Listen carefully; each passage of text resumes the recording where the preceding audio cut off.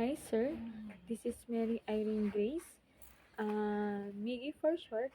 I want to some short message for you. This message is all about your loneliness. I watched your video about your depressed or lonely.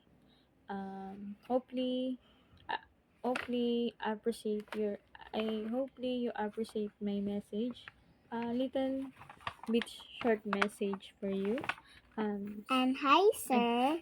I'm Cyril's sister because it's my baby brother and wake up at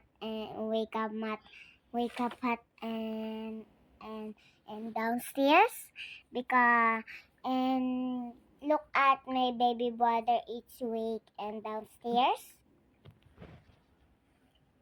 This is my brother sister baby because it's cute. I really happy because I have two babies. I have upstairs baby because it's sleeping because it's girl baby. I have two babies. Sorry for my nephew. It's so noisy. And I'm starting you read your short message. Hopefully you understand and appreciate it. Um, um, God loves you.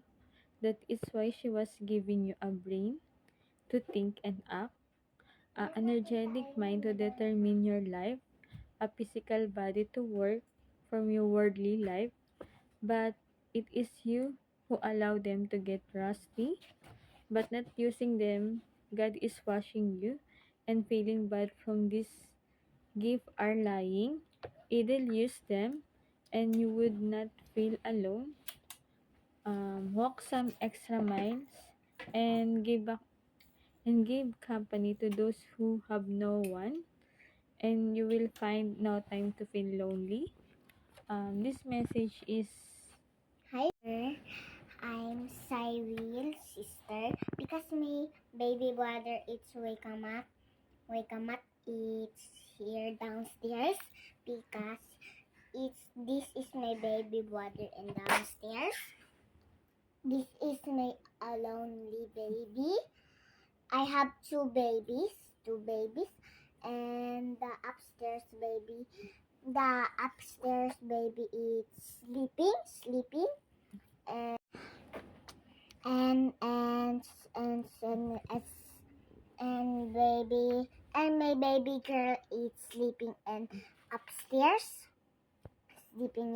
sleeping. Bye bye, sir, because it's annoying. No, I see you, sir, because I'm eating muna. sorry sir for my nephew. It's so noisy and so sorry sir for my nephew. She is so makulit and noisy. Hope you understand. God bless and thank you. More videos to come and more blessing to come to you. Bye bye, sir. Bye bye, sir. That's all, sir. Thank you.